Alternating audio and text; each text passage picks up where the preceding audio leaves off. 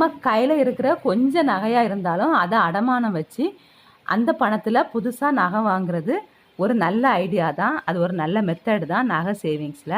ஆனால் அதில் சின்ன சின்ன குறைகள் இருக்குது. அதை தான் இந்த வீடியோவில் பார்க்க போகிறோம். வீடியோ ரொம்ப ரொம்ப ஷார்ட்டாக தான் இருக்கும். வீடியோ முடிஞ்ச உடனே மறக்காமல் ஒரு லைக் கொடுத்துருங்க. நம்ம கையில் இருக்கிற நகையை அடமானம் வச்சு அந்த பணத்தில் புதுசாக நகை வாங்கிக்கலாம். இதனால் நம்ம தங்கத்தை அதிகமாக சேவ் பண்ண முடியும், தங்கத்தை பெருக்க முடியும்.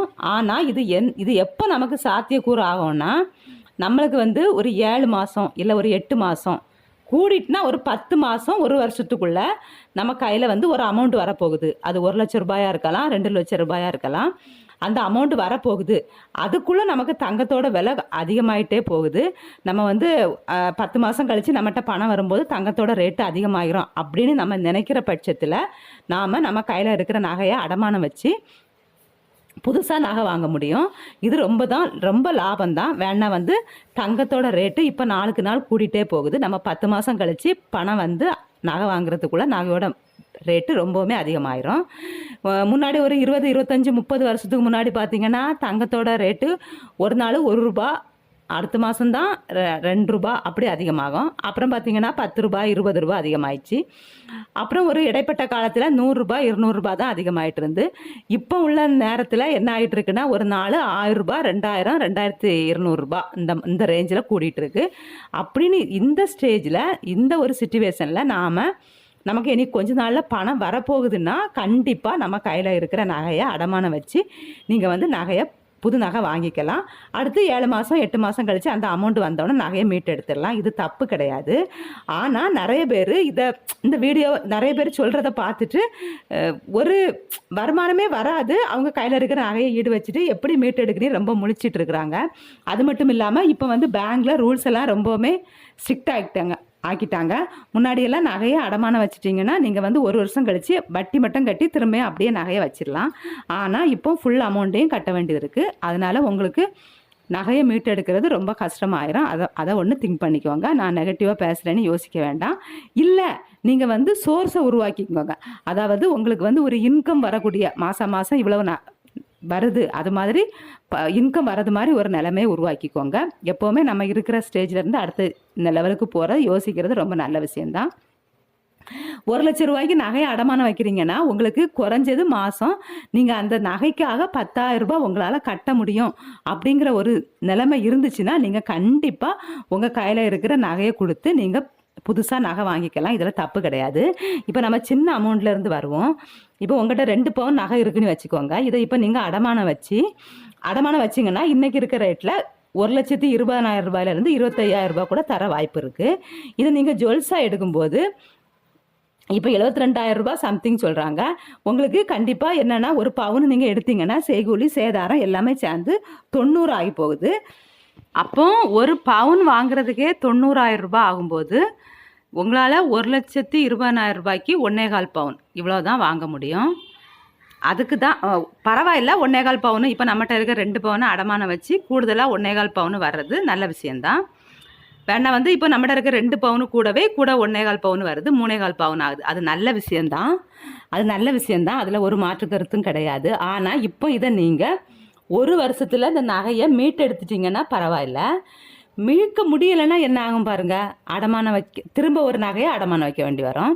இல்லாட்டி நகையே இல்லை அப்படின்னு சொன்னால், நகையே இல்லைன்னு சொல்லும்போது நம்ம கையில் இப்போ 1.25 பவுன் தான் இருக்கும். இதை அடமானம் வச்சு 2 பவுன் நகையை நம்ம மீட்டெடுக்கிறதுங்கிறது முடியாத ஒரு விஷயமாகி போகும். இதுக்காக தான் நான் சொல்கிறேன், உங்களை நெகட்டிவாக பேசணும், உங்களை நகை வாங்க விடாமல் பண்ணணும் அப்படிங்கிறது என்னோட இது கிடையாது. நானே வீடியோவில் சொல்லியிருக்கிறேன், நகையை அடமானம் வச்சு நகை எடுக்கிறது நல்ல விஷயந்தான். ஆனால் உங்கள்கிட்ட அதை மீட்டெடுக்கிறதுக்குள்ள ஒரு சோர்ஸ் நீங்கள் உருவாக்கிக்கணும். அதுக்காக நான் உங்களை மோட்டிவேஷன் பண்ணுறதுக்காக தான் சொல்கிறேன். நம்ம அப்படியே இருக்கிறத விட நம்ம நகையை அடமானம் வச்சாச்சு, இனி அதை மீட்டெடுக்கணும் அப்படிங்கிற உங்களுக்கு ஒரு இன்கம் வரக்கூடிய ஒரு நிலையை நீங்கள் உருவாக்கிக்கணும். அதுதான் இப்போ பேங்க்லாம் கூட இன்ட்ரெஸ்ட் லெவலை கூட்டிட்டாங்க. அதுவும் உங்களுக்கு தெரியும். ஒரே வருஷத்தில் மீட்டெடுக்கணும். அதுக்காக தான் சொல்லிகிட்டு இருக்கிறேன். மாதம் உங்களுக்கு ஒரு குறிப்பிட்ட அமௌண்ட்டு இன்கமாக வருது, இது ரெகுலராக வருது, மாதம் தவறாமல் இது வருது, உங்களுக்கு மாதம் தவறாமல் நீங்கள் அடமானம் வச்ச நகைக்கு உங்களால் ஒரு குறிப்பிட்ட அமௌண்ட்டு கட்டிட முடியும். அப்படிங்கும்போது நீங்கள் கண்டிப்பாக உங்கள் கையில் இருக்கிற நகையை அடமானம் வச்சு நீங்கள் வந்து நகையை வாங்கிக்கலாம். அதே மாதிரி நகை வந்து இனி ரேட்டு கம்மியாகும் அப்படின்னு வெயிட் பண்ண வேண்டாம். இப்போ உங்களுக்கு ஒரு 7 மாதம் 8 மாதத்துக்கு அப்புறம் ஒரு அமௌண்ட் வரப்போகுதுன்னா நீங்கள் இப்போவே கையில் இருக்கிற நகையை அடமானம் வச்சு நீங்கள் வந்து நகையை எடுத்துக்கலாம். அதை நான் சொன்ன மாதிரி அப்போல்லாம் நகை ரேட்டு கூடிச்சுன்னா 10 ரூபா 20 ரூபா, அப்புறம் 100 ரூபா 200 ரூபா அப்படி கூடிச்சு. இப்போ கூடினா அப்படியே 1000 2000 ரூபா அதிகமாகிட்டே போகுது. அப்படிங்கும்போது நமக்கு அமௌண்ட் வரப்போகுது 1 லட்ச ரூபா தான், 1.5 லட்ச ரூபான்னா அப்போ நமக்கு ஒரு 7 மாதம் கழிச்சு 8 மாதம் கழிச்சு நகையோட ரேட்டு ரொம்பவே அதிகமாயிரும். அதனால நீங்கள் இப்போ உங்களுக்கு ஒரு குறிப்பிட்ட அமௌண்ட் கண்டிப்பாக வரப்போகுது அப்படிங்கிற பட்சத்தில் நீங்கள் கண்டிப்பாக உங்கள் கையில் இருக்க நகையை அடமானம் வச்சு புது நகை வாங்கிக்கலாம். வேணால் நிறைய பேர் இது யோசிக்கிறோம், நம்ம மிடில் கிளாஸாக இருந்துட்டு நாமளே யோசிக்கிறோம். நானே யோசித்த விஷயந்தான். நான் பேங்க்கில் நான் போஸ்ட் ஆஃபீஸில் ஆர்டி போட்டிருக்கேன். எனக்கு இந்த மாதம் கடைசி 2025 தான் அந்த பணம் வந்து இதாகும். ஆனால் அதுக்கு முன்னாடி நகை ஒரு வழியாக வந்துடும் ரேட்டு. அதுக்காக நானும் தான் முடிவு பண்ணியிருக்கிறேன், நகையை வந்து அடமானம் வச்சு அக்ஷய திருதியில் ஏதாவது ஒரு நகை வாங்கி வச்சுக்கணும். அப்புறம் வந்து நம்ம அந்த பணம் கிடச்சப்புறம் மீட்டு எடுத்துக்கலாம் அப்படின்னு நானே ஒரு யோசனையில் தான் இருக்கிறேன். இந்த ஐடியா நல்ல ஐடியா தான். அதான் சொல்கிறேன், நமக்கு ஒரு அமௌண்ட் வரப்போகுதுன்னா நீங்கள் கண்டிப்பாக உங்கள் கையில் இருக்க நகையை அடமானம் வச்சு நகை வாங்கிக்கலாம், தப்பே கிடையாது. இது நகையை வந்து நம்ம அதிகரிக்கிற ஒரு நல்ல வழி தான். தங்கத்தை அதிகரிக்கிறதுக்கு, நம்மகிட்ட இருக்க தங்கத்தை பெருக்கிறதுக்கு நம்ம கையில் இருக்கிற நகையை அப்படியே பீரோவில் பூட்டி வச்சுக்கிட்டு இருக்காமல் அந்த நகையை யூஸ் பண்ணியே, நம்மகிட்ட இருக்கிற கொஞ்சம் நகையை யூஸ் பண்ணியே நம்ம தங்கத்தை பெருக்கலாம். இது ஒரு நல்ல ஐடியா தான். இதை எல்லாருமே ஃபாலோ பண்ணலாம். அதே டைமில் நீங்கள் அந்த தங்கத்தை மீட்டெடுக்கிறதுக்கும் ஒரு இன்கம்மை நீங்கள் உருவாக்கி வச்சுக்கோங்க.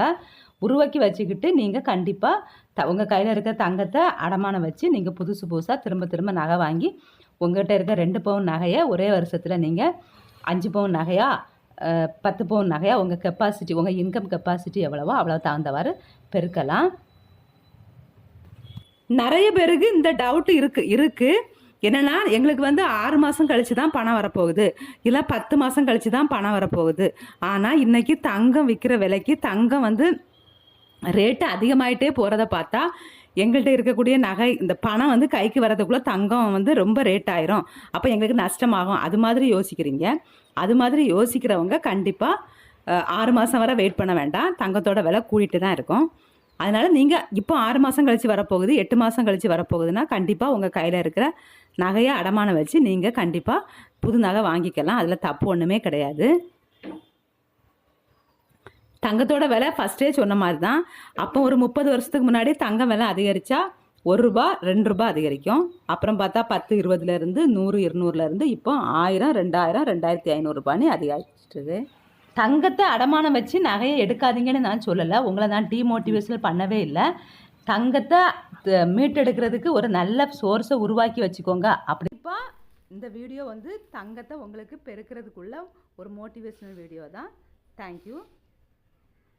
பிடிச்சிருந்தா வீடியோவுக்கு மறக்காமல் ஒரு லைக் கொடுங்க. தேங்க்யூ.